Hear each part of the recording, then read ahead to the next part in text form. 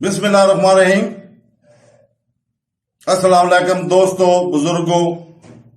हम आज तफसीर पेश कर रहे हैं सूरह अल-माइदा की आयत नंबर 64। आयत नंबर 64 में अल्लाह ताला फरमाता है, जिसका तर्जुमा है, और यहूदियों ने कहा अल्लाह का हाथ बंधा हुआ है, इनके हाथ बंधे जाएं, और इस पर इस कहने की वजह से लानत है, बल्कि अल्लाह का हाथ कुशादे हैं, जैसे चाहता है खर्च फरमाता है। और ऐ हबीब, ये जो तुम्हारी तरफ तुम्हारे रब की तरफ से नाज़िल किया गया है, ये इनमें से बहुत से लोगों की सरकशी और कुफ्र में इजाफा करेगा, और हमने क़यामत तक इनमें दुश्मनी और बुग़्ज़ डाल दिया।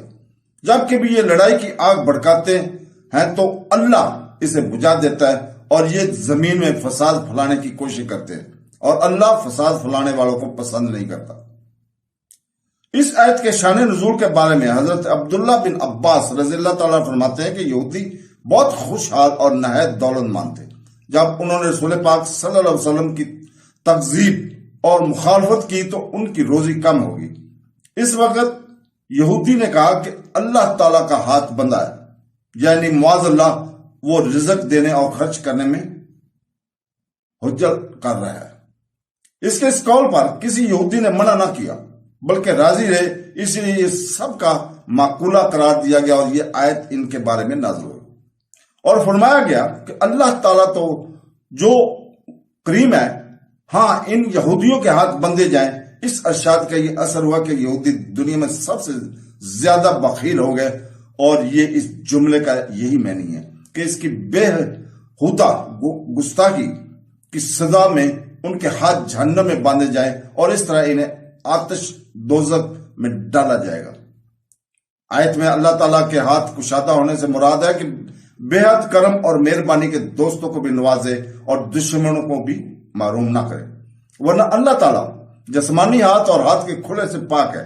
और फरमाया कि अल्लाह ताला अपनी हिकमत के मुवाफिक जैसे और जिसको चाहता है अता फरमाता, और इसमें किसी को इतराज करने की मजाल नहीं।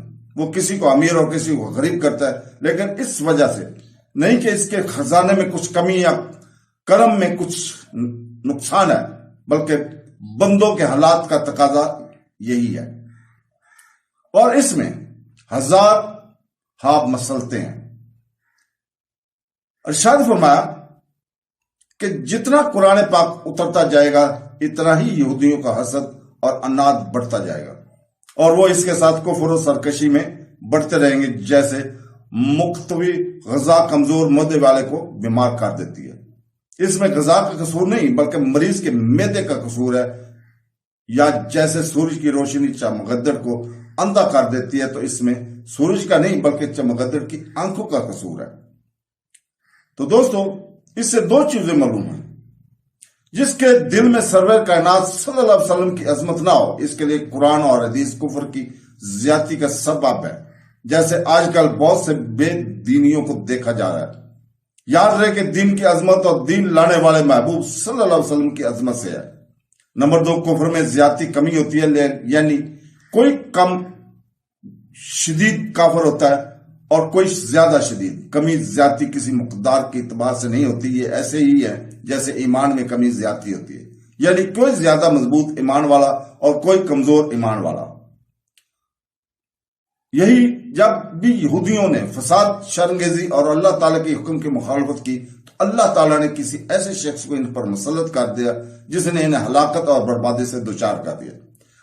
जब उन्होंने फितना फसाद शुरू किया और तौरात के अहकाम की मुखालफत की, तो अल्लाह ताला ने वक्त नसर को इनकी तरफ बेचा, जिसने इनको तबाह करके रख दिया। कुछ अरसे बाद फिर जब उन्होंने सर उठाया, तो तैतूस नामी रूमी ने इनकी ईंट से ईंट बजा दी। फिर कुछ अरसा गुजरने के बाद जब उन्होंने शर्मगेजी शुरू की, तो फारसी मजूसियों ने इनका हशर नशर कर दिया।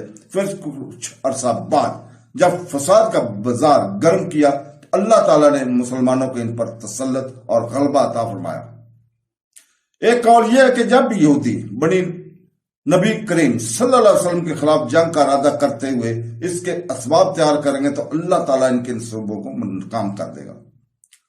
तो दोस्तों, अल्लाह ताला हमें कुरान पढ़ने, हदीस पढ़ने और कुरान की तफसीर पढ़ने और तर्जुमा पढ़ने और इसको समझने की तौफीक अता फरमाए।